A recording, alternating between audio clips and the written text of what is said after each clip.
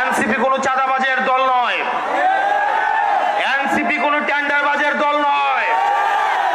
NCP উঠে এসেছে সংকট থেকে, সমস্যা সমাধান করে এনসিপি উঠে এসেছে, ফেসিবাদের কবর রচনা করে এনসিপি উঠে এসেছে, আওয়ামী লীগের চ্যাপ্টার ক্লোজ করে এনসিপি উঠে এসেছে।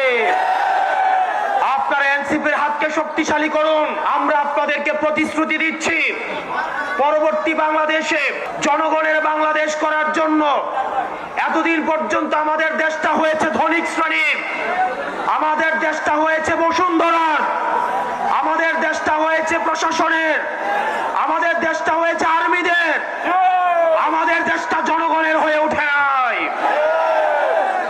আমরা আপনাদেরকে প্রতিশ্রুতি দিচ্ছি, এনসিপির নেতৃত্বে ক্ষমতা জনতার হাতেই আমরা ফিরিয়ে দিব।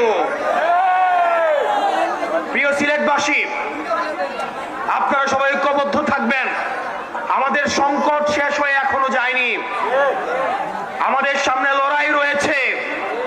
ইতিমধ্যে আওয়ামী লীগের একটা পক্ষ, যারা আওয়ামী লীগ করেছে, আওয়ামী লীগের সুবিধা নিয়ে লেখক হয়েছে, আওয়ামী লীগের সুবিধা নিয়ে যারা অ্যাক্টিভিজম করেছে, আওয়ামী লীগের সুবিধা নিয়ে যারা মিডিয়া খুলেছে, তাদের প্রতি আমাদের সজাগ দৃষ্টি রাখতে হবে। আওয়ামী লীগ আবার বিভিন্ন রূপে, বিভিন্ন ভাবে আমাদের সমাজে তারা আর ফিরতে পারবে না, কিন্তু বিশৃঙ্খলা করার চেষ্টা করবে। তাদেরকে আমাদের ঐক্যবদ্ধভাবে প্রতিরোধ করতে হবে।